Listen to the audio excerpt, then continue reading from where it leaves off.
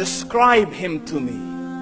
And Muslims, look at the description of your Rasul. And for some, this would be the first time you hear what your Prophet looked like. I saw a man of striking appearance.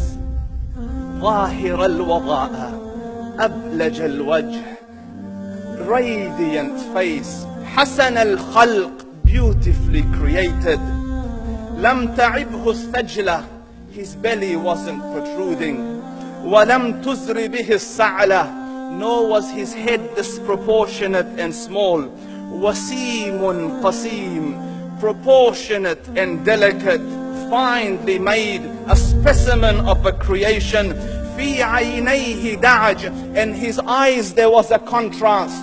The dark was immensely dark, the white was excessively white. وفي أشفاره وطف, and his eyelashes were long. وفي صوته صهل, and in his voice was a natural echo. وفي عنقه سطع, and his neck was elegantly long. وفي لحيته كثاثة, his beard was full and thick. أزج أقرن, his eyebrows were arched, but they were not joined. It was separated.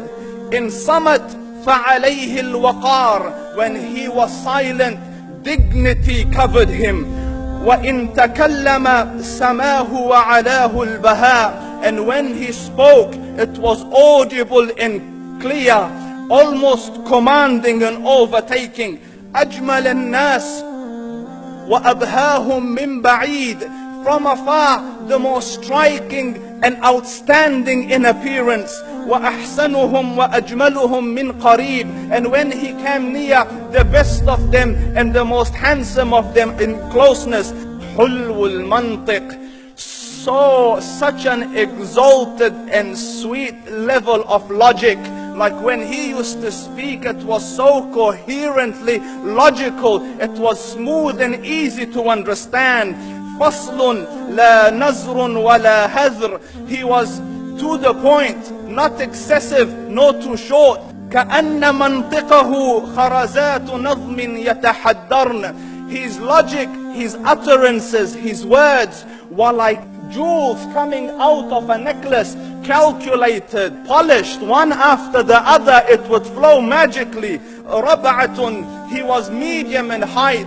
Your eye didn't have to strain to look up at him, nor was it tedious to look down at him. He was a comfortable sight to look at.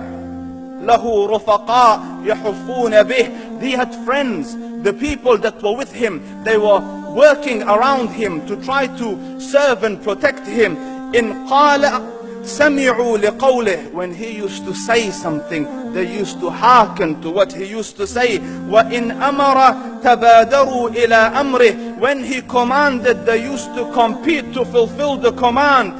This is Muhammad Rasulullah. This is Muhammad Rasulullah. Anas ibn Malik says, he says, I came out one night, it was the full moon night.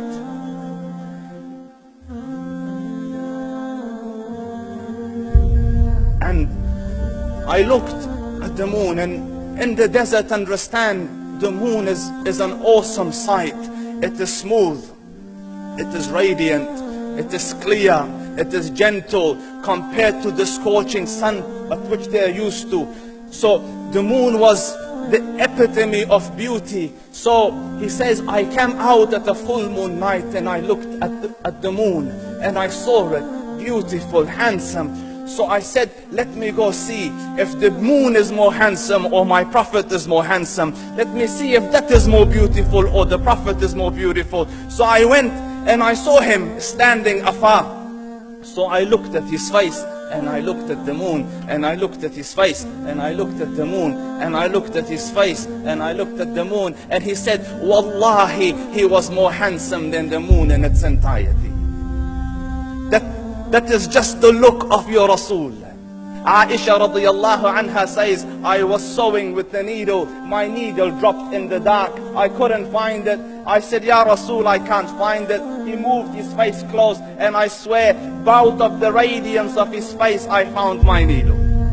And the Prophet sallallahu alaihi wasallam was mind-bogglingly handsome, but his handsomeness was covered with waqar and jalal and haiba. The Sahaba say, when we used to sit at his feet, two feelings conflicting would come on the heart. The first one, you wanted to look at him. You wanted to behold the majesty of his face. And when you wanted to look up, shyness used to overtake you, so you used to look down. Amr ibn al-As says, I sat with him many times, but if you ask me to describe his face, I can't describe it. I wouldn't be able to look up to him ijlalan wa ta'zeeman. I couldn't look up at him. And that is why he didn't have the problems that Yusuf alayhi salam had. Because it was difficult to penetrate the awe and the splendor of the Rasul.